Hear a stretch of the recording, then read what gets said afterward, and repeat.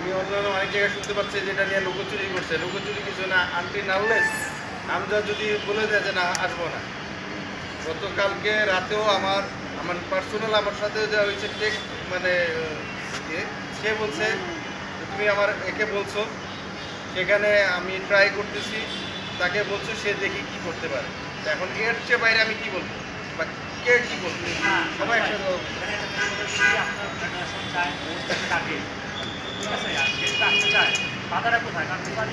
আপনার রেকর্ডের কথাটা বলি, বলতেই চায় বা কে চায় এমন কোনো কোচ বা পৃথিবীর কেউ আছে নাকি হামজা যদি আসতে চায় নিবে না?